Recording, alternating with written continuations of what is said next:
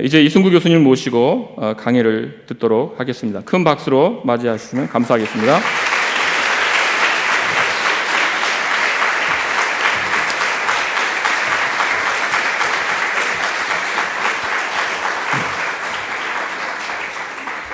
오늘은 예배 시간이 아니어서 박수하는 겁니다.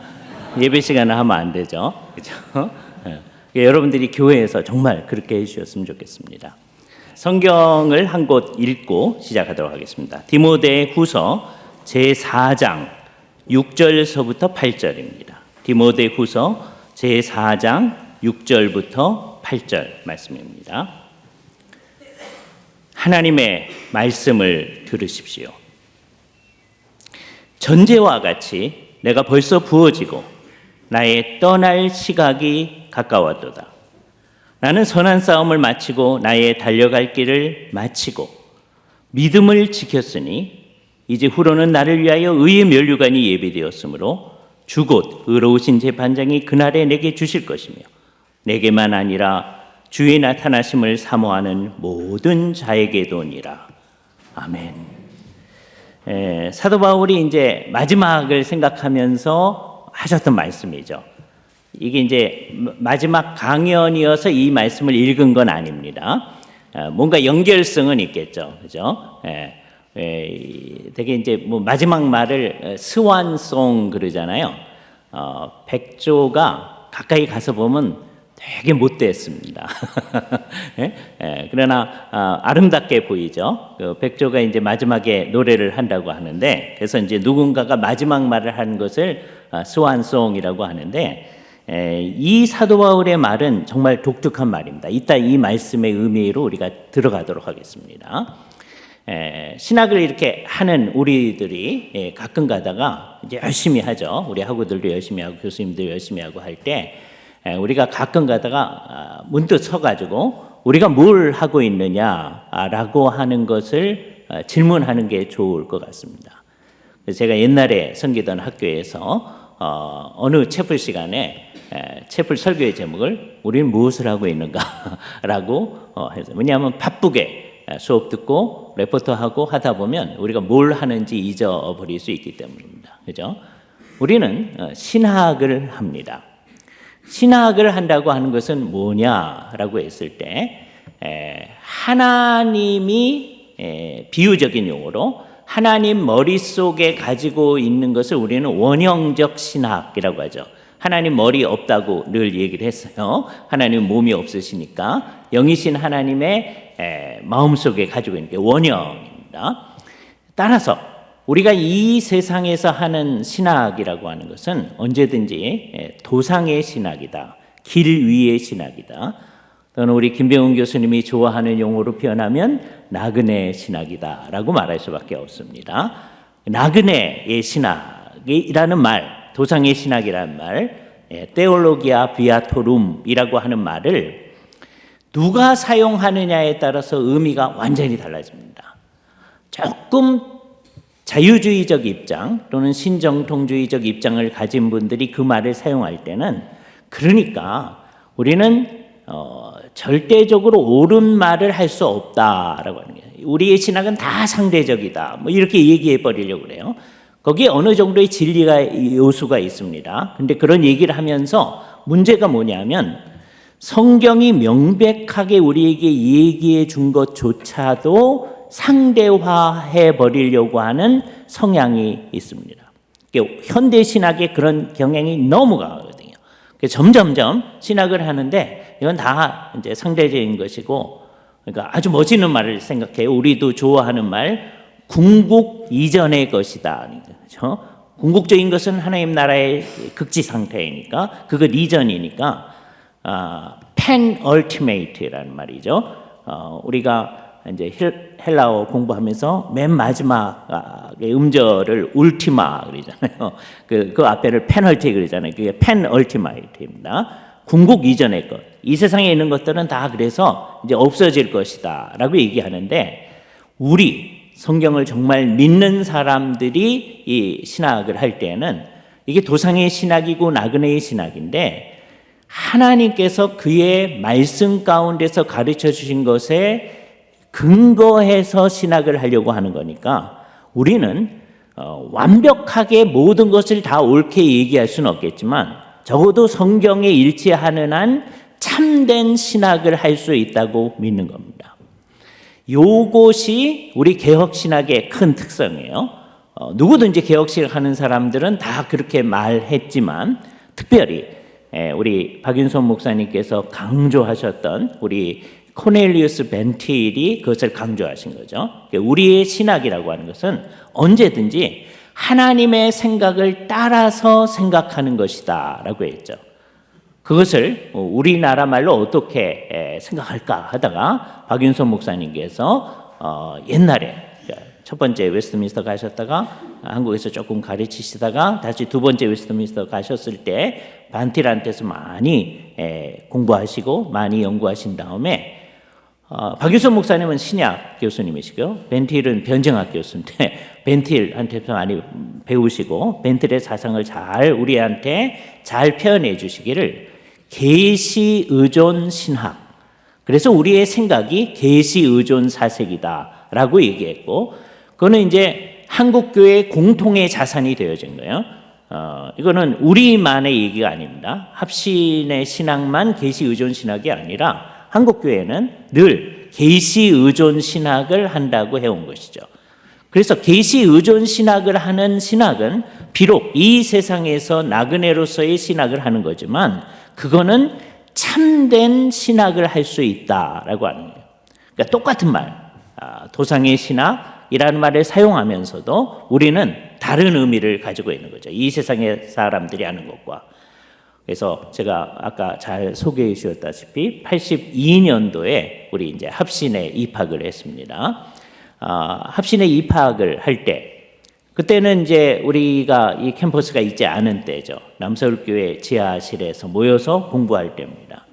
그러니까 우리에게 있는 거라고는 가르쳐 주실 교수님밖에 없죠.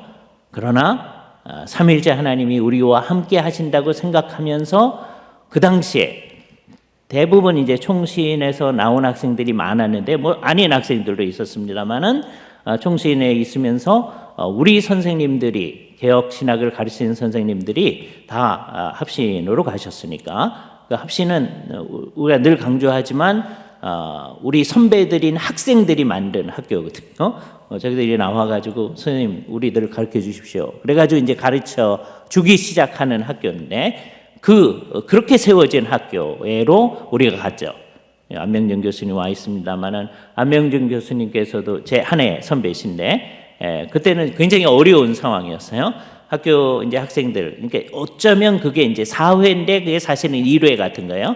1, 2, 3회는 어떻게 된 거냐면 총신 신대원의 3학년이 1회고요. 신대원 2학년이 2회고 다음에 1학년이 3회가 되어집니다. 그렇죠? 그리고 이제 4회가 사실은 이제 합신으로서 최초 신입생 모집하는 거예요. 이제 모집을 했다가 그때 전두환 군사 정권이 신학교 못한다. 그래서 어쩔 수 없이 돌려보냈어요. 예? 이제 다 가시오. 근데 몇몇 학생들이 그래도 우리는 하겠습니다.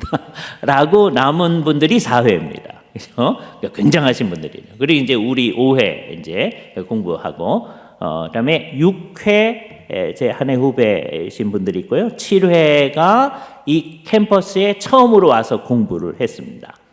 그래서 이제 처음 그때는 이제 우리 기숙사 없었고요. 그다음에 옆에 있는 도서관 건물 없었고 2, 4층 없었습니다. 3층 건물로 된 우리 학교 유일한 건물 있었고요. 근데 그 학교가 없었을 때, 즉 건물이 없었을 때 그때 공부한 것이 의미 있다고 생각합니다. 오늘날도 합신이 건물이 없는데 학생들이 올까? 와야 되는데 건물이 있어도 안 오려고 하는 이 상황 이거 어떻게 해야 되는지 우리는 잘 모르겠어요. 그때 비하면 아주 멋있는 건물이 있거든요. 건물이 3채나 있어요. 그렇죠? 근데 잘 안 온다. 이건 안타까운 일입니다. 여기 모여가지고 우리가 한 거는 뭐냐? 3가지 일입니다. 첫 번째 일은 성경이 말하는 대로 그게 이제 종교개혁 개념하고 같은데 우리 학생들이 다 신앙생활을 열심히 하는 학생들이죠.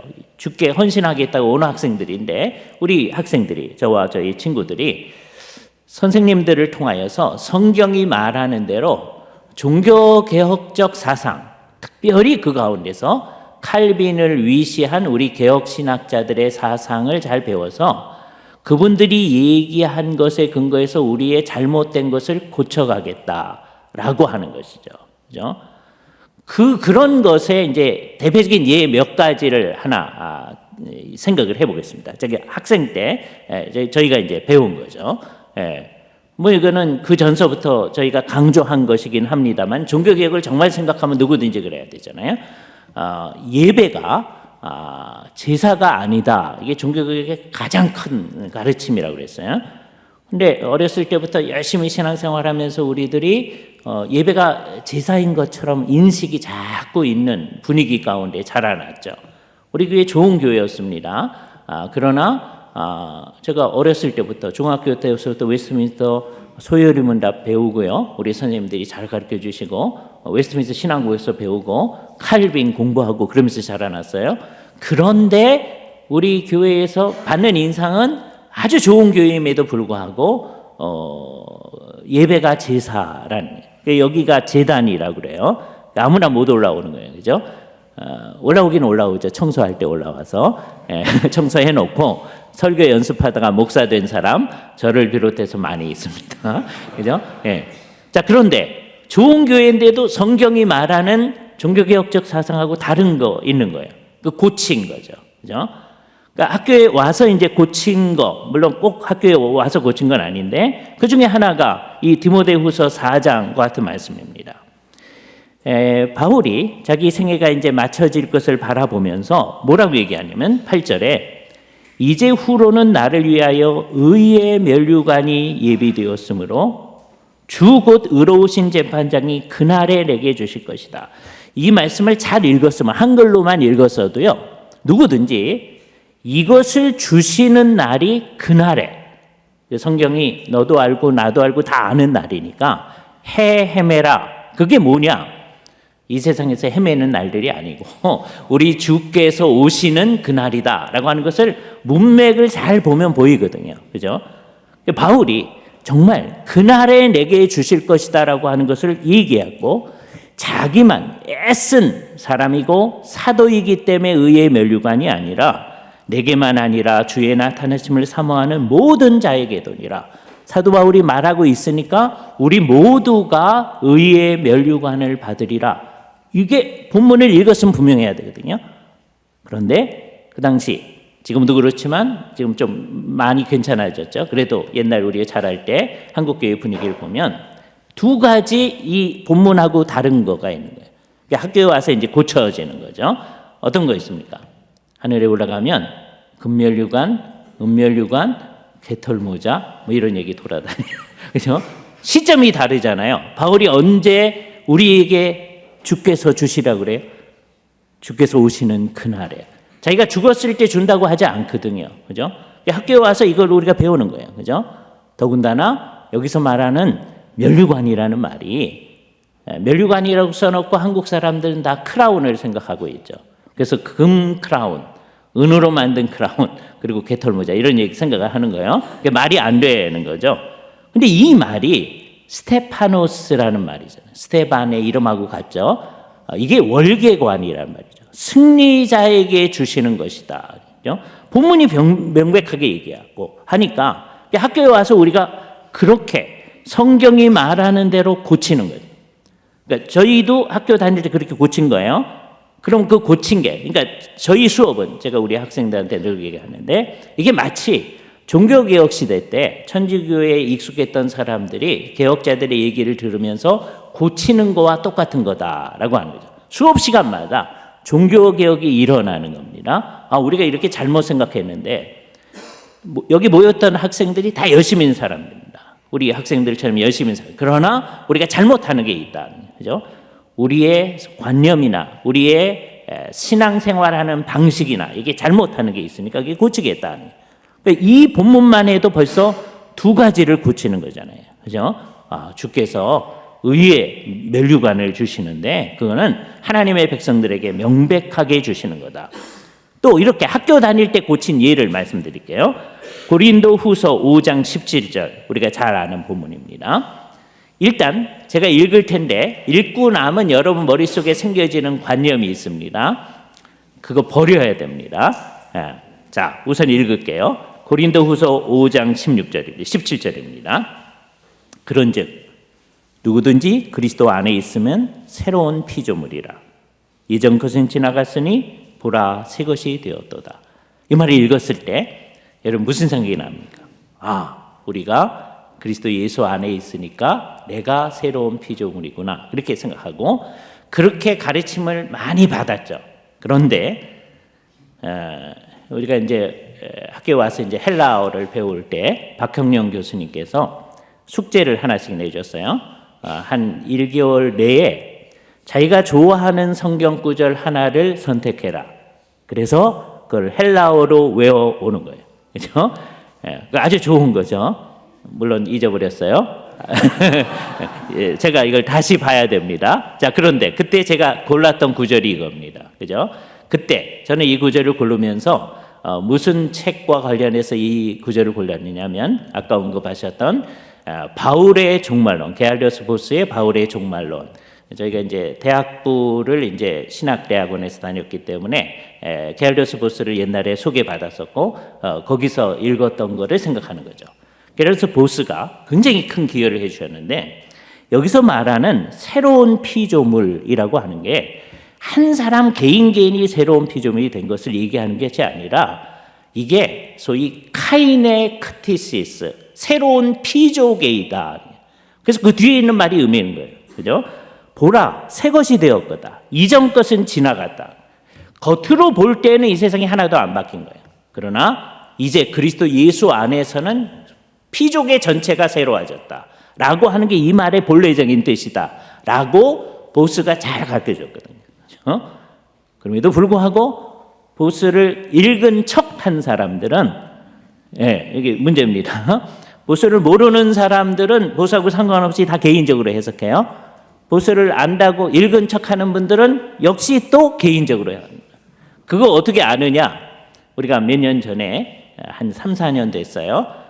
우리 성경신학회에서 고린도 후서 주애와 설교라고 하는 이제 강좌를 했었습니다. 좋잖아요. 성경신학회 할 때는 늘 다 모여야 되거든요. 1년에 2번씩 우리가 모인다고 그랬어요. 그죠? 그때 제가 요 본문 고린도 후서 5장을 중심으로 해서 발제를 하면서 이게 피조계 전체가 새로워진 것을 얘기하는 거다라고 하는 것을 발제를 했을 때 어떤 분들은 그게 굉장히 불쾌하게 여겨질 정도고 또 제대로 하시는 분들은 그것을 통해서 우리가 새로운 가르침을 가졌다. 그게 저희가 학교 다닐 때 우리가 생각했던 거라는 거죠. 그죠? 자, 그래서 이 학교에 다닐 때 제가 학생일 때 82년도서부터 87년 요 사이에 학교에서 학생인 제가 우리 교수님들과 함께 우리의 머릿속에 있는 관념을 고쳤던 것에 몇 가지를 말씀을 드리는 거예요. 그죠? 자, 그리고서는 이제 주님께서 은혜를 베풀어 주셔서 제가 유학을 갈 수 있었습니다. 이건 정말 은혜예요. 우리는 돈도 많지 않았고요. 근데 유학을 갔어요. 유학을 가서 저희의 유학은 둘 중에 하나인데 굉장히 보수적인 학교에 가서 잘 배우는 과정이 있고요. 자유주의자들이 쌓여 있는 학교에 가서 전투하는 겁니다. 저희는 이제 그 방법을 택했어요. 학교는 매우 좋은 학교입니다. 스코틀랜드의 세인트 앤드류스는 존 낙스가 나왔던 학교 아닐까라고 추정을 해요. 몰라요. 정확히 모릅니다. 그죠? 사무엘 러더포드가 가르쳤던 학교입니다. 장로교의 초창기의 모든 전통을 가진 학교예요. 그죠? 그 전통이 있는데 지금은 그런 사람들만 있는 게 아니죠. 그런 전통을 가지고 있는 사람들은 소수고 소위 자유주의 신학 또는 신정통주의 신학 그런 입장에서 하시는 분들이 대부분이죠. 그래서 사실 어떤 의미에서 이제 그분들하고 어떻게 논의를 하는가 그분들을 설득해야 이제 논문을 쓰지 않겠어요? 그게 우리의 작업입니다. 그러니까 이제 그분들한테 뭐 배웠다기보다는 이제 신학적 논의를 하는 방법을 잘 가르쳐 주신 거죠. 그리고 제 결론은 언제나 보수적이니까 그거를 그래도 논문을 통과시켜준 거 보니까 그분들이 마음이 좋은 분들이죠. 그죠? 결론이 그렇게 좋은 보수적 결론을 내렸는데도 그걸 통과시키기 그 어려운 건데 너무 감사한 거예요. 그죠? 그래서 석사 논문 쓰고 박사 논문 쓰고 하는 과정 가운데서 제가 태제로 잡은 것 외에 이제 시간이 나면 우리 개혁 신학의 전통을 좀 더 공부를 하는 작업을 했었습니다. 그거를 위해서 이제 초대교회에서부터 소위 우리의 교리가 어떤 건가 하는 것을 공부하는 것도 했었죠. 이건 혼자 공부하는 거예요. 그죠? 예. 그게 이제 좀 더 잘 반영돼서 이번에 교리사가 좀 더 잘 나왔어야 되는데 이거는 이제 여러분이 보면 알겠지만 쓰다가 중간에 만책 같은 책인데 그래도 그때서부터 준비하던 거다. 마음속으로는 읽고 준비하는 거 그때 하는 거죠. 그 과정 가운데서 물론 우리 선생님들은 이제 알고 계셨겠지만 MD부 수준에서는 뭐 그렇게 강조하지 않으셨던 것, 이제 책 가운데 우리의 전통 가운데 나타나 있는 것, 우리 개혁 신학의 아주 독특한 것 있었어요. 그게 뭐냐? 예를 들자면 우리가 지금은 우리 모든 조직 신학 교수님들이 그리고 역사 신학 교수님들이 우리 학우들한테 MD부에서도 THM에서도 늘 가르치고 시험도 보고 하는 겁니다. 그게 뭐냐? 소위 익스트라 칼비니스티쿰이라고 하는 거예요. 그렇죠? 이게 뭔지 우리 성도들이 있으니까 잠깐 설명을 하도록 하겠습니다. 루터파주의자들은 우리하고 형제들이거든요. 종교개혁 당시에는 정말 이신칭의를 우리가 같이 얘기하고 루터파 교회가 시작한 그 전통을 가지고 우리가 같이 가는 거죠. 그런데 루터파 형제들은 어떻게 생각하냐면 예수 그리스도의 인성이 있는 그곳에 예수님의 신성이 있다. 그렇게 생각을 하죠. 그리고 어떤 의미에서 상당히 많은 성도들은 그렇게 생각을 많이 합니다. 갈릴리 해변에 예수님이 계신다. 이난규 교수님이 예수님이라고 잠깐 생각해 보자 말이에요. 그러면 이난규 교수님의 그 인성이 있는 곳에 분명히 신성이 있죠. 그래서 그것만 생각하는 거예요. 왜? 그래서 그 예수님한테 배워야 되니까. 근데 잘 생각해 보면 예수님의 인성이 있는 곳에만 있는 게 아니라 신성은 인성 바깥에서도 역사하심이 분명한 거예요. 칼빈이 기독교 강요에서 강조하는 거죠. 예수님께서는 하늘 보좌를 떠나지 아니하시는 방식으로 마리아의 태 속에 수태되셨다. 이거요. 칼빈의 기독교 강요이지 않았으면 한국교회 목사님들이 보면서 누가 이단 같은 소리 하냐, 그죠? 그럴 겁니다, 분명히. 어떤 분이 익스트라 칼비니스티쿰에 대해서 학교에서 발표를 할 때 그거에 대해서 막 반발하는 어떤 아주 좋은 목사님이고 신학에 관심이 있는 목사님이에요. 반발하는 반발을 봤어요. 그죠? 안타까운 거죠. 개혁파는 예수님의 신성은 인성 안에서만 작동하는 것이 아니라 인성 바깥에서도 역사하신다. 그죠? 하늘 보좌에서도 계시고 이 세상 가운데서 역사하고 계셨다. 그걸 아주 강조한 거예요. 그러니까 우리가 맨날 이 얘기를 하니까 이 루터파 사람들이 우리를 비꼬는 마음으로 너희 칼빈주의자들은 왜 맨날 익스트라 그러느냐? 익스트라 후마눔, 인성 바깥에서도 신성은 약속한다. 그래서 우리를 놀리기를 익스트라 칼비니스티쿰 그랬던 거예요. 칼빈주의 신학자들이 말하는 바깥에서. 맨 처음엔 놀리는 말이었습니다. 나중에는 우리가 그것을 우리의 입장이라고 하는 거죠. 이게 우리의 입장이다. 우리는 예수님의 신성은 인성 안에만 있는 거죠. 인성 바깥에서도 작동한다. 이게 왜 중요하냐면요. 예수님이 지금 하늘에 계시잖아요. 예수님의 인성이 하늘에 계시단 말이에요. 재림하여 오시기까지는 하늘에 계시는데 그러면 성찬을 할 때 예수님께서 신성으로 영적으로 우리에게 임재하시는 일이 있어야 되잖아요. 영적 임재설을 위해서는 예수님이 인성 바깥에서도 익스트라 칼비니스트쿰 얘기를 해야만 하는 거죠. 그런데 이제 루터파는 그걸 받아들일 수 없는 거예요. 인성 안에 있다고 하니까 인성이 여기에로 온다라고 하는 공제설을 얘기하는 겁니다. 그죠? 그래서 우리가 같은 형제이면서도 루터파 형제들의 그 얘기가 그건 틀렸습니다 하는 얘기를 하는 것이죠. 그래서 물론 이제 공제설이 틀렸다는 얘기는 우리가 학교 다니면서 늘 했던 것인데 제가 이제 개별적으로 공부하면서 그거를 이제 생각을 해냈던 거죠. 그러면서 이제 최근에 얘기를 하겠습니다. 최근 이제 한 10여 년 사이에 우리 예를 들어서 한국 최초의 조직 신학자이신 우리 박형룡 교수님도 제가 최근에 어디서 논문 발제하려고 준비하다 보니까 그렇게 하셨던데 성경 번역된 걸 그대로 사용하셨기 때문에 그냥 하신 거예요. 요한계시록에 보면 우리도 이제 정신이 나가면 그렇게 합니다. 그리고 그렇게 돼 있어요. 요한계시록 제1장 이렇게 돼 있습니다. 지금 1장에 요한이 예수님을 보는 거예요. 그래서 큰 나팔 소리 같은 음성을 들어요. 뒤에서부터. 근데 그날이 주의 날이다. 그래서 이 주의 날이라는 말로부터 우리는 지금까지 모든 날이 주의 날이면 주의 날에 이것을 들었다는 게 무의미하니까 이건 어떤 특정한 날일 거다.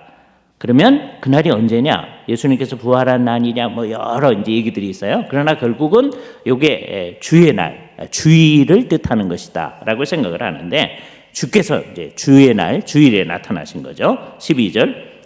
몸을 돌이켜서 나에게 말하는 음성을 알아보려고 돌이키실 때 여기 이제 우리말 성경에 이제 문제가 있습니다. 7 금촛대를 보았는데 이렇게 되어 있거든요.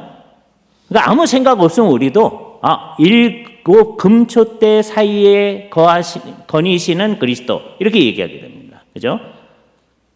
헤프테 루크니아스 이렇게 되어 있는데 이 루크니아라는 말이 사실 이게 뭐를 배경으로 한 거냐면 구약시대 성소에 있는 등대를 뜻하는 것이잖아요. 그거 다 압니다. 그래서 구약에는 다 등대로 돼 있어요. 그죠? 출애굽기 25장 31절에 등대가 거기에 등장합니다. 그리고 솔로몬 성전에 역대하 4장 7절에 등대가 있게 됩니다. 그죠? 메노나라고 하는 등대가 있죠. 그래서 다른 번역 성경들은 전부 다 등대라고 되어 있습니다. 물론 한국 문제 제가 다 찾아보지 않았습니까? 적어도 심지어 중국어 성경 등대로 되어 있어요. 일본어 성경 등대로 되어 있어요. 베트남어 성경도 등대로 되어 있어요. 제가 그런 거 모르는데 어떻게 알아요? 중국에 가서 강의할 때 하다 보니까 학생들이 등대로 되어 있다고 그러는 거예요. 일본의 학생들 강의할 때 보니까 이제 어떻게 돼 있습니까? 그러니까 등대로 돼 있다고 하네요. 베트남 학생들한테 물어봤죠. 강의하면서 그랬더니 등대로 돼 있다고 하네요. 그죠? 요때 이제 중간에 통역하신 통역자들이 굉장히 수고를 많이 하신 거죠. 그죠? 예. 그 등대로 돼 있어요. 근데 우리말 성경만 7 금촛대. 그래서 우리는 정말 머릿속에 촛대라고 생각하고 있는 거예요. 저도 학생 때 그냥 촛대라고 했어요. 교수하면서도 처음에는 그렇다고 생각했어요. 근데 계속 봤더니 그게 아니야. 이게 등대예요. 그렇잖아요? 그럼 옛날에 등대에 있던 그것이 여기 있는 거죠. 요게 7 등대가 있는 거예요. 그죠? 그게 7 등대가 어떤 걸까? 나중에 정확히 가서 이제 생각해야 됩니다. 그런데 옛날에 성막에는 등대가 하나였거든요.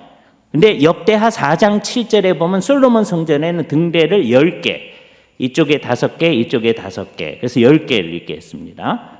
그러니까 요 변화가 있을 수 있으니까 요 요한계시록에서는 7 등대가 있을 수도 있다는 생각을 할 수 있어요. 그게 아니라면 등대의 형태가 어떻게 되어 있습니까? 가운데 가지가 있고 옆으로 3가지씩 있어서 그 불을 비치는 데가 올리브 램프로 불을 비치는 건데 그게 7개잖아요. 그거를 뜻하는 것일 가능성도 있습니다. 둘 중에 어느 게 옳은지는 몰라요. 그러나 솔로몬 성전에 10개 있었던 거 보니까 여기에도 7개가 있을 가능성이 있겠다. 뭐 이런 거는 우리 단어는 못 하는 거예요. 그죠? 이럴 수도 있고 저럴 수도 있는데 그렇다. 그러나 뭐가 아닌 건 분명해. 촛대가 아닌 건 분명합니다. 그죠? 그러니까요. 이거는 제가 뭐 MDiv 할 때 공부한 것도 아니고 제가 뭐 박사과정 할 때 공부한 것도 아니고 교수하면서 공부하면서 우리가 같이 연구할 때 이게 틀린 것이 고쳤다 안 고치는 거잖아요. 이게 우리가 하는 작업입니다. 우리가 하는 작업은 뭐냐? 3가지인데 하나는 성경적 입장, 개혁신학적 입장에서 아까 익스트라 칼비니스티쿰 했듯이 성경 전체를 통괄해 봤을 때 성경이 말하는 그 사상애로 우리를 자꾸 들어가게 하는 거죠. 우리 머릿속에 잘못된 것을 고쳐나가는 거죠. 그죠? 그러면서 동시에 우리하고는 신학이 다른 사람들의 신학도 또 해야 돼요. 그래서 우리는 신학을 많이 해야 됩니다. 우리는 보수적인 신학만 하는 게 아니라 우리하고 입장이 다른 사람들 신학도 해야 되죠. 그죠? 그 읽어보면 옛날에 우리 김성수 교수님께서 수업을 인도하시면서 이제 자유주의자들의 성경 신학이 어떤 건가 그걸 이제 한 학기 한 적이 있어요. 그랬더니 우리 친구들이 뭐라고 이제 반응하냐면 멋있는 말이었어요. 제가 인용을 합니다. 고놈이 고놈인데 뭐트러 그걸 자세히 공부합니까? 그렇게 우리 자유주의 신학 공부하다 보면 그래요. 그죠? 다 성경을 믿지 않는 거고 다 이상하게 나가는데 자기들끼리 다르거든요. 그러니까 우리 입장에서는 고놈이 고놈인데 그럴지라도 하나하나를 우리는 공부해 나가는 거죠. 그렇죠? 그래서 우리는 개혁파 신학을 잘 공부해 나가는 것도 시간이 없는데 계속해서 이 작업을 해 나가야 돼요. 그죠? 그래서 다른 사람들의 신학이 어떻게 잘못됐는가. 이를테면 우리 이웃들의 신학들을 잘 탐구하셔가지고서는 그걸 잘 해주는 거죠. 우리 학우들이 그거를 다 할 시간은 없을 겁니다. 그죠? 그 우리 선생님들이 연구를 해가지고 그게 어떤 문제가 있다 이렇게 해주면 그걸 참조하셔서 여러분은 그 많은 다양한 이상한 사람들 가운데 한 명 정도를 찾아가지고 계속해서 우리의 스파일링 파트너로 삼는 거죠. 우리는 개혁신학적 입장에서 성경의 가르침으로 쭉 들어가려고 하는 그 작업을 하면서 그렇지 않은 사람, 우리가 모든 사람을 할 수 없을까요? 교수님들한테 그걸 맡겨놓고 그 중에 한 명을 택해서 계속해서 탐구해 나가면서 어떻게 우리하고 다른가 하는 작업을 하는 겁니다. 근데 이 작업은 그냥 빈 공간에서 하는 것이 아니고 이 세상이라고 하는 이 복잡다방한 세상 속에서 하는 거잖아요. 그래서 우리는 이 세상의 여러 문제들과 신학적인 충돌을 벌여가면서 이 세상의 문제들에 대해서 정말 철저한 개혁신학적 입장에서의 대답을 내놓으려고 해야 합니다. 우리 학우들이 졸업을 하고 이제 교회로 나가면 여러분의 현재 위치하고는 상관없이 전혀 상관없이 여러분은 개혁신학을 대변하는 사람으로 각 교회에 있는 거예요. 우리는 안 그런데요. 우리 교수님들은 그럴지 몰라도 우리는 아닌데 그러지 마시고 그러니까 여러분들이 학교를 졸업하고 나가도 계속 공부를 해야 되는 거예요. 그죠? THM도 하시고요. 여러 과정을 다 하셔야 돼요. 그죠? 생명윤리 MA 과정도 하고 왜? 이 세상의 다양한 그 과정들을 우리가 해야 되는 거니까. 근데 그 모든 건 다 뭐를 위한 거냐? 교회를 위한 거다. 그죠? 오늘 얘기의 마지막 부분입니다. 이 모든 신학은 성경이 말하는 대로 정확히 알아가려고 하는 것도 뭐 때문에 하는 거예요? 교회를 위해서 하는 거다. 그 교회는 성경이 말하는 교회입니다. 그래서 지금 현존의 우리의 교회를 그냥 흥황하게 하자 그 얘기가 아니고 현존하는 교회, 옛날 종교개혁이 막 시작될 때 한번 생각해 보세요. 그러면 그때 교회를 위한 신학은 뭐예요? 우리 교회에 이런 문제가 있는데 이런 문제를 성경이 말하는 대로 이렇게 고쳐야 합니다. 고쳐 나가는 신학 그거잖아요. 그죠? 근데 그게 진짜로 이루어지면 어떻게 되겠어요? 모든 성도들이 정말 하나님과 함께하는 삶을 살아나가는 결과가 있겠죠. 주일날 모였을 뿐만 아니라 매일매일의 삶의 과정 가운데서 하나님과 함께 살아나가는 삶을 살아가는 거죠. 제가 섬기고 있는 언약교회 우리 박주동 목사님하고 저하고 또 이 목사님하고 우리 전도사님하고 같이 섬기고 있는데 우리가 제대로 한다면 우리 교회의 성도들이 매일매일을 하나님과 함께하는 삶을 살아나갈 겁니다. 근데 그러지 않는다. 그러면 이제 저를 비롯해서 박주종 목사님, 우리 이 목사님, 그다음에 전도사님이 책임을 져야 되는 거죠. 요 일이 우리의 궁극적 목표다. 신학은 결국 교회가 성경이 말하는 교회됨을 이 세상에 드러내도록 하기 위해서 있는 거다라고 하는 얘기를 드려야 할 것 같습니다. 구체적으로 어떻게 해야 됩니까? 궁금하시죠? 한국교회가 나아갈 길 열심히 읽어주시기 바랍니다. 감사합니다. 더 길게 하면 안 될 것 같아서 여기서 마치겠습니다.